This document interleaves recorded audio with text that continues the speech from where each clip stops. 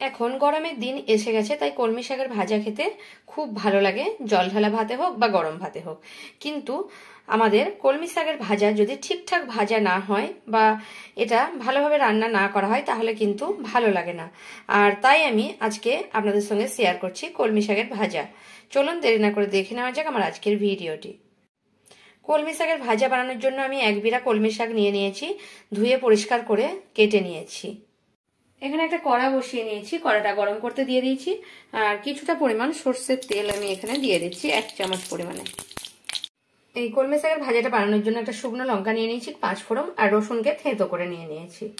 প্রথমে আমি দিয়ে দিচ্ছি একটা শুকনো লঙ্কা। শুকনো লঙ্কাটা একটু লালচে করে ভাজা হলে আমি এর মধ্যে দিয়ে দেবো 5 ফোড়নটা। আর 5 ফোড়নটা যখনই ফুটে উঠবে তখন আমি যে থেঁতো করে রেখেছি রসুন, এটা আমি দিয়ে দিচ্ছি। এবারে ভালোভাবে রসুনের গন্ধ ওঠা অবধি অপেক্ষা করব। এখানে রসুনটা একটু লালচে কালার হয়ে এসেছে, এই টাইমে আমি কলমির শাকগুলো দিয়ে দেব। কলমির শাকগুলো দেওয়ার পরে দিয়ে দিচ্ছি 1/2 চামচ পরিমাণে লবণ। এবারে আমি এগুলোকে মিডিয়াম টু লো ফ্লেমে রেখে এবারে একবার ভালোভাবে লবণটা মিশিয়ে নেব আর কলমির শাকগুলোকে নাড়তে থাকবো এভাবে। এবারে 5-7 মিনিট ঢাকা দিয়ে এটাকে আমি হতে দেব একদম লো ফ্লেমে।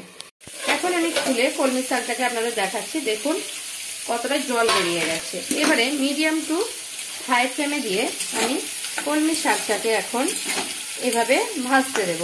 আর একটা জিনিস দেব এখন আমি দিয়ে দেব এর মধ্যে চিনি।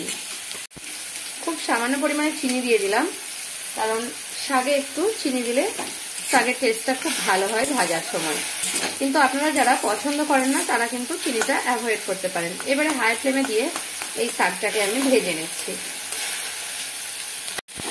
এবারে মিডিয়াম টু হাই ফ্লেমে রেখে শাকটাকে আমি 2-1 মিনিট এইভাবে করতেই ভাজা ভাজা আমার হয়ে গেছে। এবারে লাস্টে যেটা দেব তার জন্য শাকটা আরো টেস্টি হয়ে যাবে খেতে। এখানে শাকের উপরে আমি দিয়ে দেব খুব সামান্য একটু পোস্ত। পোস্তটা দিয়ে আমি একটু মিডিয়াম টু হাই ফ্লেমে রেখে 1 মিনিট বা 2 মিনিট এইভাবে ভাজা ভাজা করে নেব পোস্তর সঙ্গে এই শাকটাকে। এখন আমার পোস্তর সঙ্গে শাকটা ভাজা ভাজা হয়ে গেছে। এবারে শাকটাকে আমি নামিয়ে নেব। গ্যাসের ফ্লেমটা আমি অফ করে দিচ্ছি আর শাকটাকে আমি একটা প্লেটের মধ্যে নামিয়ে নিচ্ছি। এখন শাক ভাজাটা আমি একটা প্লেটের মধ্যে নামিয়ে নিয়েছি। দেখলেন তো কত সহজে খুব সুন্দর একটা শাকের ভাজা তৈরি করে দেখালাম। আর আমার ভিডিও যদি আপনাদের ভালো লেগে থাকে তাহলে একটা লাইক করতে ভুলবেন না আর প্রচুর শেয়ার করবেন।